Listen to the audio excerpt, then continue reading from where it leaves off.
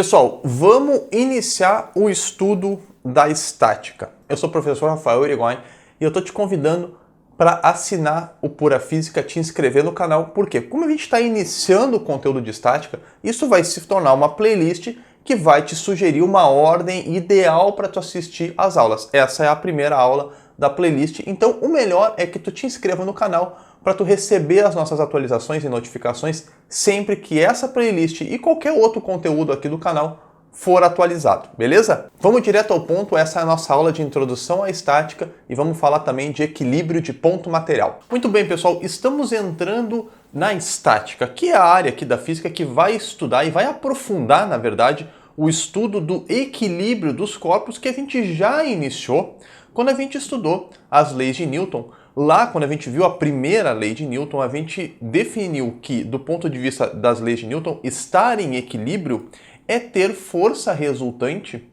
igual a zero. Isso a gente viu lá na primeira lei de Newton, força resultante igual a zero. E a gente também viu que em casos de força resultante igual a zero, duas possibilidades existiam para o corpo. Ou ele estava em repouso, ou ele estava em movimento retilíneo uniforme, em MRU. Ok? O que a gente vai fazer agora é aprofundar essa ideia de equilíbrio, porque até então a gente só falou de situações de equilíbrio de translação, ou seja, a gente só discutiu as situações em que o corpo teria o módulo da sua velocidade alterado ou não. Se a velocidade, o seu módulo, né, a sua rapidez, se permaneceria constante, se permaneceria zero, por exemplo, no caso de repouso, ou se permaneceria constante, o caso de MRU, ou se teria alguma aceleração, ou que o corpo ficaria com velocidade cada vez maior, cada vez mais rápido ou cada vez mais lento, né, estaria freando. A gente só discutiu esses casos, então, de aceleração tangencial, equilíbrios de translação. Agora a gente vai aprofundar essa ideia de equilíbrio e vai incluir também a ideia de equilíbrio rotacional. Não só de translação, mas também o equilíbrio rotacional. A gente vai também fazer uma nova classificação aqui das ideias de equilíbrio, porque agora a gente vai chamar o repouso de equilíbrio estático. Tá? Então as situações de repouso a gente vai chamar de situações de equilíbrio estático. E as situações de MRU a gente vai chamar de equilíbrio dinâmico. Tá? E aí, para incluir o equilíbrio de rotação, sair do equilíbrio translacional, expandir a ideia de equilíbrio para o equilíbrio de rotação, a gente tem que pensar o seguinte: do ponto de vista do equilíbrio de rotação, são duas possibilidades. Ou não tem rotação nenhuma, ou então é completamente sem rotação, que seria o equivalente do repouso, né? Completamente sem rotação. O corpo, nenhum ponto do corpo, nenhuma parte do corpo está executando uma rotação. Ou então, se fosse equilíbrio dinâmico de rotação, seria o movimento circular uniforme, tá bom? Aqui vai entrar a ideia de torque, vocês vão ver que na estática a gente vai entrar com a ideia de torque, que tem a ver com a capacidade que a força tem de produzir rotação, mas isso é um assunto para uma próxima aula. Por enquanto, só tem que saber que torque é a capacidade que a força tem de produzir rotação. Agora é o seguinte, o que acontece? Assim como lá nas leis de Newton a gente não estava diferenciando, não estava muito preocupado em diferenciar equilíbrio estático e equilíbrio dinâmico, até porque as condições para se obter equilíbrio estático e equilíbrio dinâmico são as mesmas, tanto de translação quanto de rotação, tá? A gente vai pegar essas situações de equilíbrio e vai colocar tudo dentro de um pacotão aqui na estática, tá? Vai colocar tudo dentro de um pacote e vai falar simplesmente de equilíbrio, tá? E aí, mais para frente, a gente vai expandir essas condições, o que é necessário para ter equilíbrio de translação, o que é necessário para ter equilíbrio de rotação, e a gente vai simplesmente falar aqui na estática de equilíbrio. Embora as situações que as questões propõem, a maioria, tá? Mais de 90% das questões, predomina as situações de equilíbrio estático. Então a gente vai estar muitas vezes se referindo a equilíbrio, querendo falar do equilíbrio estático. Por isso, inclusive, que essa área da física é chamada de estática, porque a gente vai estudar muitas situações e as condições necessárias para que um corpo fique estático, ou seja, sem executar nenhuma translação e sem executar nenhuma rotação. Esse é o objetivo da estática. Esse é o objetivo desse capítulo, estudar as condições para que um corpo fique em repouso e não sofra nenhuma rotação. Embora, claro, a ideia de equilíbrio dinâmico também atenda às mesmas condições, mas a gente vai acabar deixando de lado as situações de equilíbrio dinâmico. E já que aqui na estática a gente está em busca da descrição do equilíbrio dos corpos, a gente tem que falar um pouco mais, aprofundar o conceito desses corpos, porque a gente vai se deparar nas questões com dois tipos de corpos, tá? Dentro da classificação, todos eles são corpos rígidos. O que são corpos rígidos? São corpos cuja posição das partículas do corpo não mudam ao longo do tempo. Essa caneta aqui, por exemplo, ela é um corpo rígido, porque se eu pegar uma partícula dessa caneta, a posição dela em relação à própria caneta, em relação ao próprio corpo, é sempre fixa. Simplificando a ideia, corpo rígido é um corpo sólido, cujas dimensões, cujo formato dele não muda. E aí, dentro da ideia dos corpos rígidos, a gente tem dois tipos de corpos, o ponto material e o corpo extenso. E aí, eles são bem diferentes na hora de a gente falar de equilíbrio. Vocês vão entender por quê. O ponto material, tá a definição aí na tela, o ponto material ele é definido como aquele corpo cujas dimensões podem ser desprezadas. Então, essa é a ideia do ponto material. As dimensões dele são tão pequenas que elas podem ser desprezadas. O corpo é muito pequeno. Ele é simplesmente um pontinho no meu referencial. Tá? Agora, o corpo extenso é aquele corpo cujas dimensões não podem ser desprezadas. E aí, a primeira coisa que a gente tem que entender, tá, por que eu estou diferenciando ponto material de corpo extenso? Isso tem um motivo bastante importante. Por quê? A aplicação da força pode ter consequências diferentes para o corpo extenso. Como assim? Num ponto material, como o corpo é um pontinho, eu desenhei aqui, ó, na tela tem um pontinho, e pessoal, esse pontinho aqui até já exagerei no tamanho para ele ficar visível na tela. Mas o que acontece? Se eu aplicar uma força nesse ponto material, vou aplicar uma força aqui horizontal para a direita, tá? Estou aplicando uma força horizontal para a direita, vai produzir nesse corpo uma aceleração também horizontal para a direita. Ele vai sofrer uma translação horizontal para a direita. Se eu aplicar uma força vertical para cima, esse corpo vai sofrer uma aceleração vertical para cima, ou seja, ele vai sofrer uma translação vertical para cima. A ideia, pessoal, e a principal diferença entre o ponto material e o corpo extenso é que no ponto material a aplicação de uma força só pode produzir translação desse corpo. Não pode produzir rotação. Porque não faz sentido, né? Um ponto minúsculo no espaço girar em torno dele mesmo. Ele é um próprio ponto, ele não gira em torno dele mesmo. Então, o ponto material, esta é a principal diferença que a gente tem que deixar bem caracterizado. O ponto material não sofre rotação. Ou seja, eu aplico a força e ela só poderá produzir translação. Ponto material não rotaciona. Já o corpo extenso, aí sim, como ele é um corpo mais complexo, de dimensões mais complexas, o seu tamanho não pode ser desprezado, o ponto de aplicação da força pode ter diferentes consequências. E eu vou te mostrar um exemplo para tu entender. Eu tenho aqui na tela um corpo extenso que é um timão, ou seja, aquela direção lá para dirigir, para pilotar barco, para pilotar navio, tá? É uma roda que gira em torno de um ponto eixo fixo, dependendo da onde eu aplicar a força. Então, olha só, eu marquei, além do ponto fixo ali no centro, eu marquei 3 pontos ao longo do timão. Ponto A, ponto B aqui à direita e ponto C aqui em cima. Este é um corpo extenso, as dimensões dele não podem ser desprezadas, ele não é um único pontinho no espaço. Se eu aplicar uma força F vertical para cima no ponto A, o que vai acontecer? Esse timão, esse corpo, vai sofrer uma rotação. Ele não vai sofrer translação, ele não vai sair do lugar. O ponto O assim, não vai subir, nem descer. Mas esse corpo vai sofrer uma rotação no sentido horário. Se eu aplicar a mesma força no ponto B, eu estou pegando a mesma força com a mesma orientação vertical para cima, só que eu só mudei o ponto de aplicação. O que vai acontecer?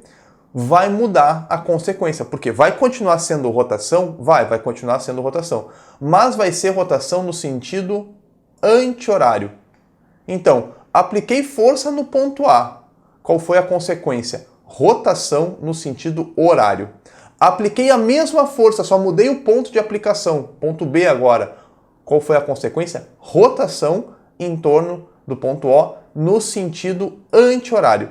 E se eu aplicar essa mesma força no ponto C, o que vai acontecer?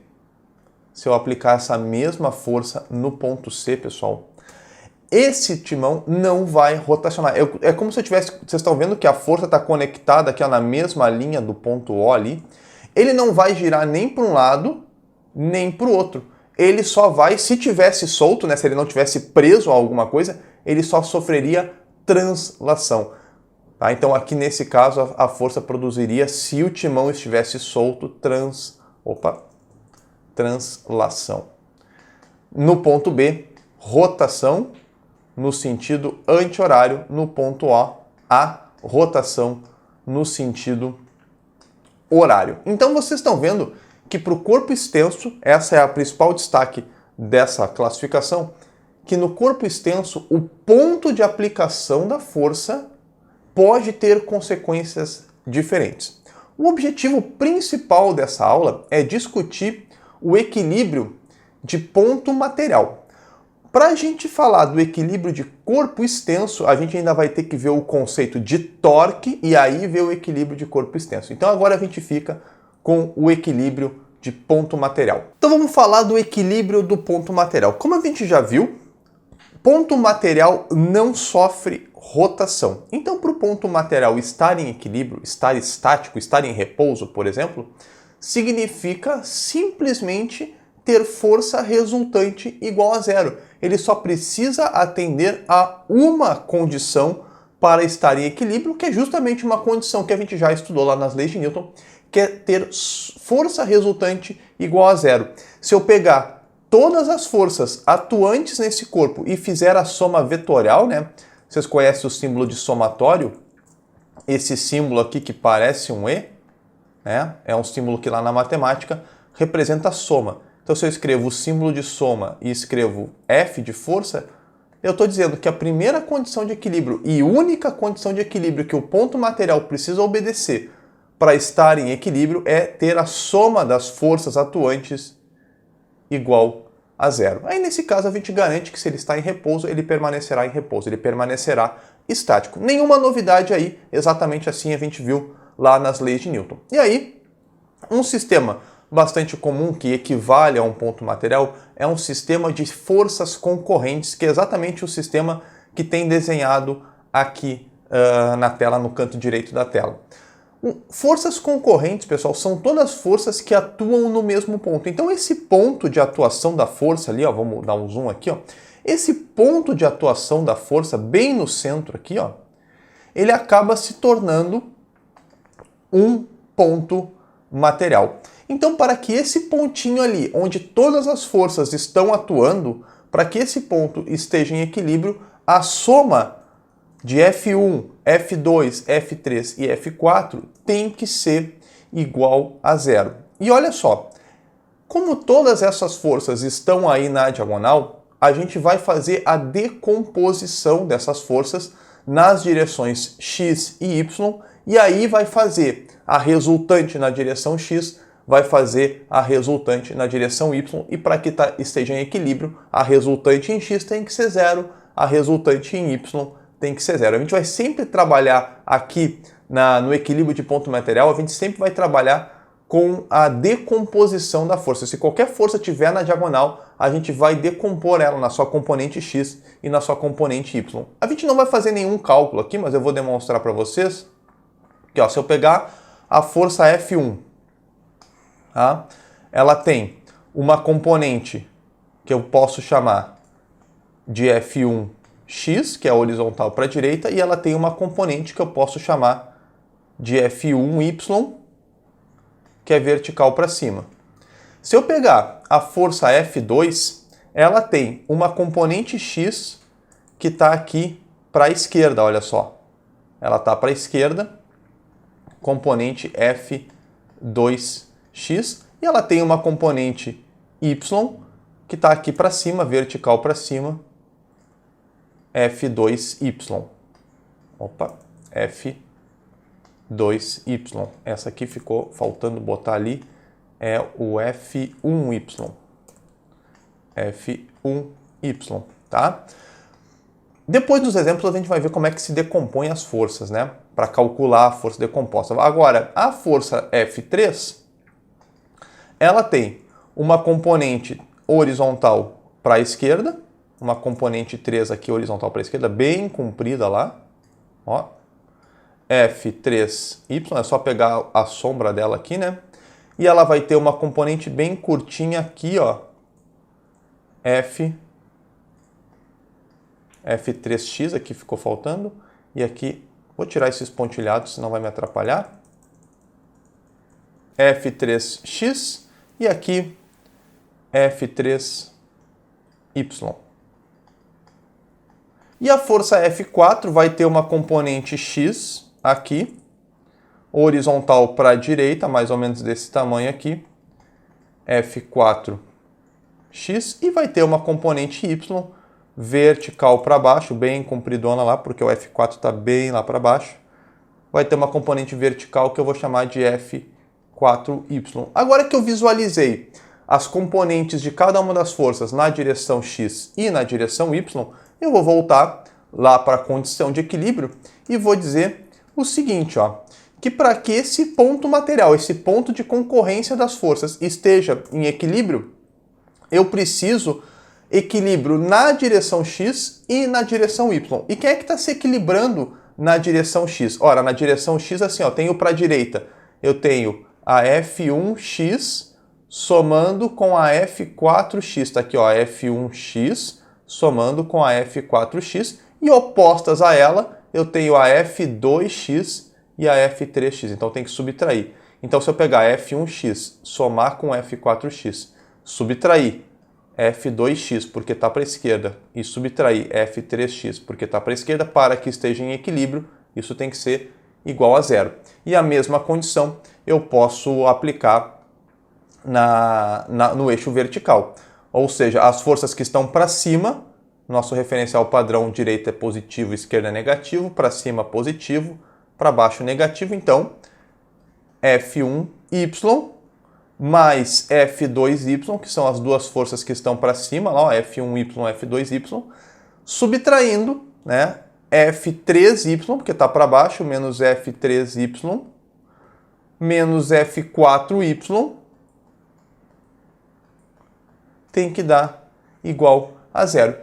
Se esse sistema atender a essas condições, a gente pode dizer que esse ponto central aqui, que é o ponto de concorrência das forças, está em equilíbrio. A soma das componentes horizontais deu zero, a soma das componentes verticais deu zero, então quer dizer que a soma vetorial de todas as forças atuantes é zero, atendeu a condição de equilíbrio, esse ponto material está em equilíbrio. As questões de exemplo tu encontra na plataforma do Pura Física. Lá também tu vai encontrar preparação completa para o Enem, para os principais vestibulares do Brasil, bancas militares ou até mesmo se tu estiver estudando aí para tua prova do colégio. Quem quiser acessar a plataforma do Pura Física, o link está na descrição aí do vídeo. A gente se vê numa próxima oportunidade. Se ficou dúvida nessa aula, posta aí nos comentários, porque a comunidade aqui do canal com certeza vai te ajudar a resolver essa dúvida. Gostou do vídeo? Dá o teu like, a gente se vê numa próxima aula. Fui nessa, falou!